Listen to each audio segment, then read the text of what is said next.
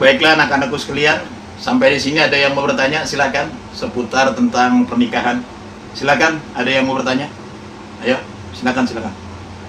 Saya Pak. Iya, silakan. Assalamualaikum warahmatullahi wabarakatuh. Waalaikumsalam warahmatullahi wabarakatuh. Perkenalkan, nama saya Dia Saradana. Ya. Saya ingin bertanya bagaimana hukumnya menikah dengan saudara sepupu. Ya. Boleh apa tidak? Saya minta penjelasan yang sebenarnya dari Pak Ustadz. Ya. Demikian pertanyaan dari saya. Lebih kurangnya saya mohon maaf. Sekian, terima kasih. Wassalamualaikum warahmatullahi wabarakatuh. Waalaikumsalam warahmatullahi wabarakatuh. Iya, terima kasih atas pertanyaan yang datangnya dari Dias Ardana, menanyakan bagaimana hukum seseorang menikah dengan saudara sepupunya. Sah apa kagak secara hukum?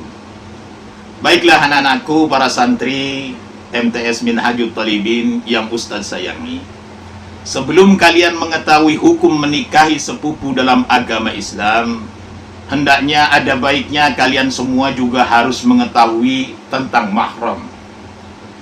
Apa itu mahram? Di dalam bahasa Arab, mahram adalah semua orang yang haram untuk dinikahi, dikarenakan beberapa sebab. Sedangkan mahram dikategorikan menjadi dua macam, yaitu mahram hurma mu'abbadah atau haram untuk selamanya, kemudian juga hurma mu'aqqatah, yaitu haram dalam waktu tertentu. Maka untuk kategori hurma mu'abbadah atau haram untuk selamanya, ada sejumlah faktor yang menyebabkan tidak bisa melangsungkan pernikahan, yakni disebabkan karena kekerabatan, karena hubungan pemantuan dan ibu persusuan yang sama. Namun sementara itu bahwasanya perempuan yang haram dinikahi, dinikahi karena disebabkan hubungan kekerabatan itu ada 7. Yang pertama adalah ibu, yang kedua adalah anak perempuan, yang ketiga saudara perempuan, yang keempat anak perempuannya saudara laki-laki yakni keponakan, yang kelima adalah anak perempuan saudara perempuan keponakan, yang keenam adalah bibi dari ayah, dan yang terlahir dari bibi dari ibu yang ketujuh. Hal inilah sebagaimana juga yang sudah ditulis dalam Quran surah An-Nisa ayat 23. Allah Subhanahu wa taala berfirman, Bismillahirrahmanirrahim.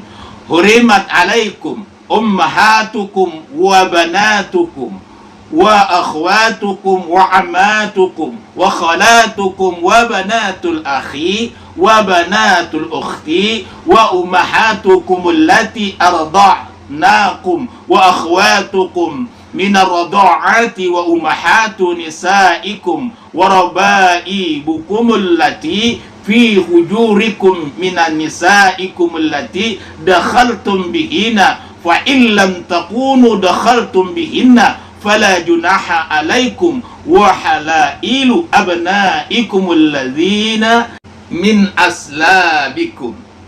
Artinya diharamkan atas kamu menikahi ibu-ibumu, anak-anakmu yang perempuan, saudara-saudaramu yang perempuan, saudara-saudara bapakmu yang perempuan, saudara-saudara ibumu yang perempuan, anak perempuan dari saudara-saudaramu yang perempuan, ibu-ibumu yang menyusui kamu, saudara perempuan sepersusuan kamu, ibu-ibu istrimu yakni mertua, kemudian anak-anak istrimu yang dalam pemeliharaanmu dari istri yang kamu campuri.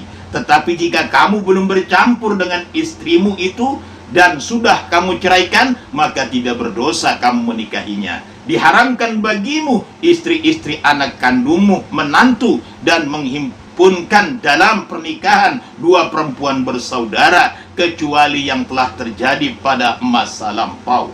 Sesungguhnya Allah Subhanahu wa ta'ala Maha Pengampun lagi Maha Penyayang. Demikian itulah Quran surah An-Nisa ayat 23. Anak-anakku sekalian yang Ustadz sayangi, dari ayat ini secara tegas dijelaskan bahwa ada sejumlah perempuan yang haram dinikahi oleh laki-laki karena statusnya adalah mahram.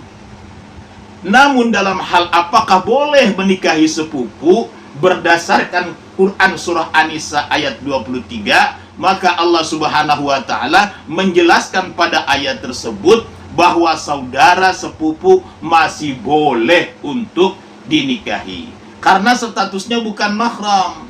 Akan tetapi memang ya banyak ya orang-orang yang masyarakat yang beranggapan bahwa menikahi sepupu bukanlah hal yang umum. Karena apa? Karena masih terhitung satu kakek ya, satu nenek, dan sepupu ya masih dianggap adalah saudara terdekat dari kakek atau dari kakak atau adik dari orang tua. Namun sebenarnya jika kembali dalam hukum Islam bahwa menikahi sepupu itu boleh karena bukanlah mahram. Dan juga banyak anggapan masyarakat yang keliru nih, bahwa mengatakan istri itu termasuk mahramnya. Padahal istri itu bukan mahram. Kenapa bukan mahram? Karena sebab dinikahi. Dan tidak ada wanita yang dinikahi kemudian berubah statusnya menjadi mahram, nggak ada. Sedangkan mahram adalah wanita yang nggak boleh dinikahi. Jadi wanita yang dinikahi itu disebut ajnabi, bukan mahram, ya. Nah itulah yang menjadi sebab kenapa kok seorang laki-laki atau suami ketika memiliki wudu kemudian bersentuhan ya dengan istrinya, maka menurut mazhab Imam Syafi'i wudunya batal. Sebab kenapa? Sebab si suami tersebut bersentuhan yaitu dengan ajnabinya, bukan dengan mahramnya. Nah itu, kalau memang seorang suami ya berwudu bersentuhan dengan mahramnya, ya nggak batal. Karena istri itu adalah ajnabi, maka ketika suaminya bersentuhan dengan istrinya, maka menjadi batal. Wallahu a'lam bissawab. Anak-anakku sekalian, para santri Minhajut Thalibin, kita akhiri pertemuan kita. Mari sama-sama kita tutup dengan doa kifaratul majlis. Subhanallah wa bihamdi, subhanaka wa bihamdika, asyhadu an la ilaha illa anta wa astaghfiruka wa atubu ilaik. Wallahul muwaffiq ila aqwamit thoriq. Assalamualaikum warahmatullahi wabarakatuh.